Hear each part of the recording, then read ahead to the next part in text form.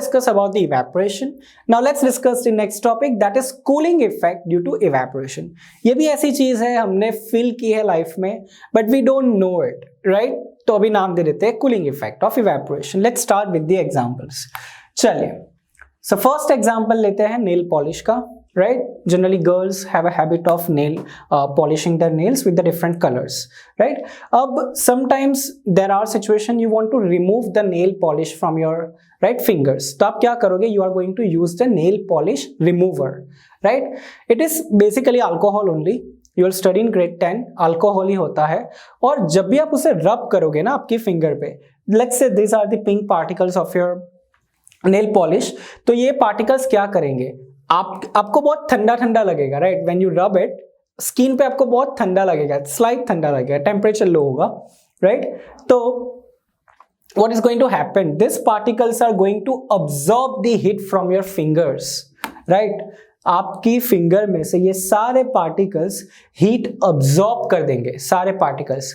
अगर heat absorb हो रही है तो टेम्परेचर क्या होगा? डिक्रीज होगा, right? That's why we are feeling कि वो नेल पॉलिश रिमूवर से हमें थोड़ी कूलिंग इफेक्ट होती है. One more example. चलिए, this is not gender specific, this is normal one. आपने इंजेक्शन तो अभी तक आई होप लाइफ में 1-2 बार तो लगवाया ही होगा, राइट? एनीवेयर. तो इंजेक्शन लगाने से पहले डॉक्टर क्या करते हैं? ये जो वूल आता है उससे रब करते हैं हमारी स्किन पे, राइट? तो it is basically to kill the bacteria and anything that should not enter our body. उसको किल करने के लिए होता है. This is the purpose of that one. अब वो जब लगाते हैं ना तब भी हमेशा कूलिंग इफेक्ट, थोड़ा ठंडा ठंडा लगता है, तुरंत इंस्टेंट ही लगता है, राइट? तो इसमें भी वही लॉजिक है. ये जो अल्कोहल के सारे पार्टिकल्स होते हैं, right, it is going to absorb heat from that area of your body. यहां से सारी हीट अब्सॉर्ब कर देंगे तो उसकी वजह से आपको ठंडा ठंडा लगेगा, right? This is cooling effect. Particles ने सारी हीट अब्सॉर्ब कर दी, इवेपोरेट हो गए और आपके वही एरिया का टेम्परेचर डिक्रीज कर दिया तो आपको क्या लगेगा? थोड़ा कूल लगेगा, right? Rubbing alcohol before injection is an example of that. Sprinkling water on roof. Some people do that in the case of summer, season of summer, right? कि वो क्या करते हैं? टेरेस होती है तो रूफ पे वाटर छिड़क देते हैं, थोड़ा पानी डाल देते हैं, राइट? तो उससे क्या होता है? क्या वो क्या करता है? क्या? Let's see. So what is going to happen? This water is going to absorb the heat from the floor. जो फ्लोर होगा ना टेरेस का, उसमें से सारी हीट अब्सॉर्ब कर देगा धीरे धीरे. अब हीट अब्सॉर्ब करेगा, काइनेटिक एनर्जी बढ़ेगी.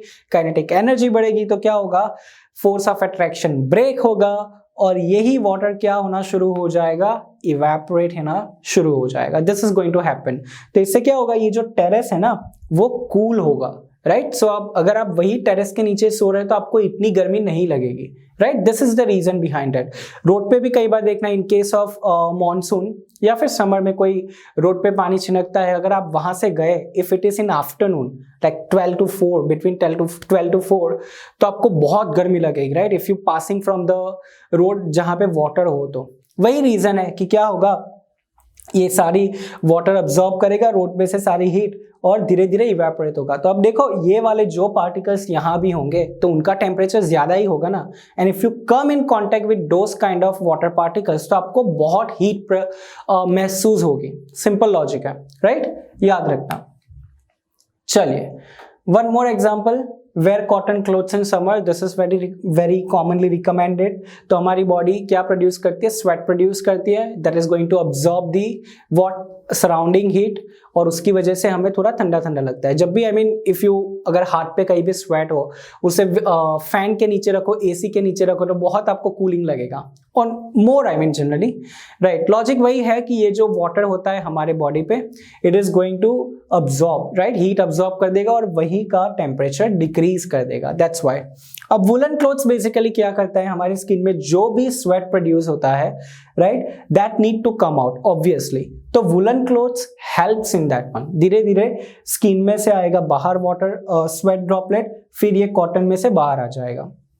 This is what it is doing. Otherwise अगर आपने कोई ऐसे क्लोथ पहने हैं जो स्वेट को बाहर नहीं आने देता तो आपकी बॉडी बहुत चिपचिपी हो जाएगी. You will not be feeling comfortable, right? Obviously we have summer में स्पेसिफिक टाइप के क्लोथ्स पहनते हैं. उसका रीजन यही है, विंटर में डिफरेंट टाइप के पहनते हैं, क्योंकि विंटर में generally we don't want air to come in और ऐसा कुछ नहीं चाहिए, बट समर में we want proper ventilation, right? ये लॉजिक है उसका कि that's why we wear the cotton clothes. तो ये क्या होगा, स्वेट का जो भी ड्रॉपलेट है धीरे धीरे बाहर आ जाएगा, right? And we will be feeling the comfortable, right? That's why it is suggested wear cotton clothes in summer.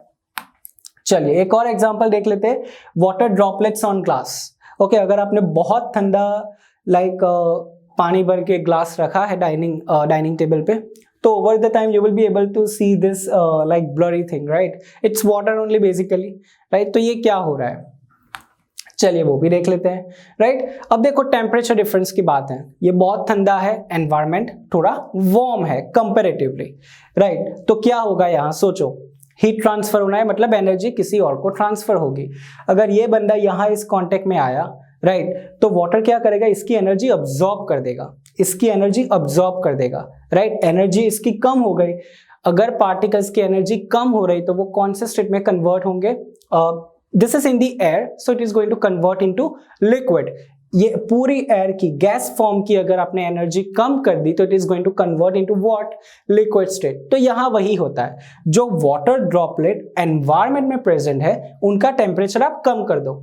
Water droplet का, आपने वाटर वेपर का टेम्परेचर कम कर दिया तो वो कौन से फिर स्टेट में कन्वर्ट होंगे, लिक्विड के स्टेट में। Simple, this is what is going to happen, right? The water vapour present in the air loses energy on coming in contact with the cold glass of water. ये सारे droplet अपनी energy किसको दे देंगे, इस glass को, right? तो temperature उनका कम हो जाएगा and it is being to converted into a layer of the water, right?